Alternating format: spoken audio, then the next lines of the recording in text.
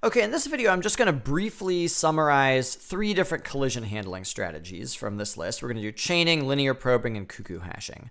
So just to review, chaining, the idea is instead of an array of objects that store key value pairs, you'll have an array, but each array element is a list. And it could be a linked list if you know about that, or I'm recommending that we use array list. So you're going to be creating an array of array lists of entry objects. And then whenever there's a collision, you just add the new objects to the end of the list that you have at that element. Let's talk about linear probing. So linear probing is an example of what's called an open addressed solution. So open addressing, the idea is if there's a collision, you let your value spill over into some other index that's not the one that you calculated with your hash function. So I'm going to describe it in general first, and then we'll look at a quick example. So if we wanted to put a new key in value, first we'd calculate the hash for the key, and we'd try to store the object there. If it's not full, then there's no collision and there's no problem. But if it is full, what we'll do is we'll loop forward from the index that we calculated until we find an empty spot, and then we'll store our object there.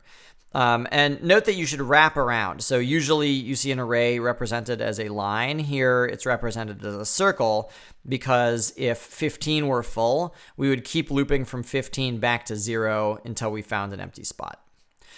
Okay, so you might be thinking, wait a minute, if we're storing things in a spot that's different from where we calculated, how are we ever going to find the things again? And the answer is the get method follows a similar process. So when I try to get the key, first you calculate the hash and you check the object there to see if it's actually the key you're looking for. If it is, great, there's actually no collision and you just return that thing. But it might be that you're searching for the key that you ended up storing somewhere else. And so in that case, if the key that you're looking for doesn't match the key of the object that you've stored at the location, then you loop forward, checking the key of each of those elements until eventually you find the thing that you're looking for. You should note that in our implementation, we're actually not supporting the functionality of removing data, but if we were, there would be a more complicated problem here, which I don't want to talk about, but you could maybe think about what it might be for yourself. Okay, so let's do a quick example. Let's say I'm going to put P into my hash map. So I hash P, and let's pretend it hashes to an index of 8. And there's a collision because there's something already there. So next I'll check 9. There's something already there. So I'll keep looping, and I'll get to 10. Aha, now it's empty. So I'll go ahead and store both P and V. I'm not representing it here, but you store both your key and your value at that location. Then later on, when I want to get my information back out again, I'll hash P.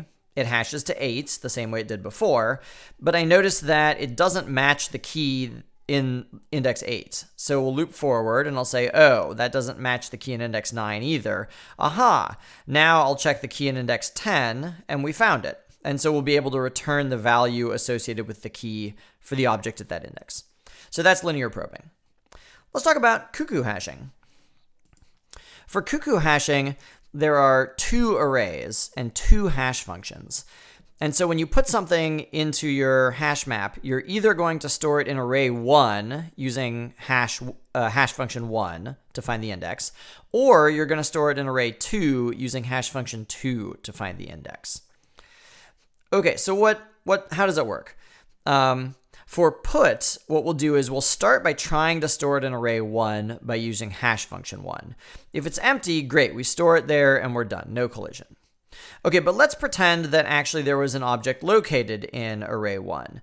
In that case, we evict it. So we take it out of array 1 so that we can store our key and value inside that location. And then the value that we removed, we try and put it inside array 2. And so we'll take the key of the thing we removed, run it through hash function 2 to calculate the index where we want to store it in array 2 and try putting it there. If array 2 is empty, great, we store it there. If there's another collision, then we just repeat the process. So we remove whatever was conflicting in array 2 and store the thing we'd removed from array 1 into array 2. And then we'll try and take the thing we removed from array 2 and store it inside array 1 again. And you can bounce back and forth between the two arrays until eventually there's a place for everything.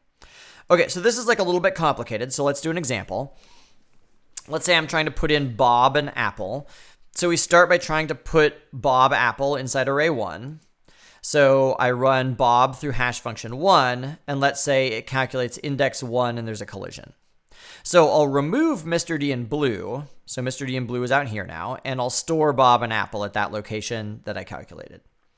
But now I've got to figure out where's a new place I can store Mr. D in blue. So I'll try and put Mr. D inside array 2. So I run Mr. D through hash function 2, and I get index 5, which is a collision again. So we'll do the same thing. We'll put Mr. D in blue there, and we'll evict Nadia. But now I need a place to store Nadia. So we'll try and put Nadia inside array 1. So we'll run Nadia through hash function 1, and we get another collision. So let's do the exact same thing. We'll evict Maria, and we'll store Nadia. And now we need a new place for Maria. So we'll run Maria through hash function 2, because we're going to try and store her inside array 2. And, whoops, let's wait for my thing to disappear. Okay, so when we run Maria through hash function 2, we get index 1, and finally we've got an empty spot, and we can store Maria in index 1, and now we're done. So that's cuckoo hashing. Note that it is possible to enter into an infinite loop in this process. So a good way of solving this problem is each time you move something back or forth, you add 1 to a counter as you're doing this. And if your counter ever exceeds the total number of spots you have, then you're in an infinite loop. Why that's true is not obvious. It requires some analysis that's kind of beyond the scope of what I want to show you. But trust me, that's going to work.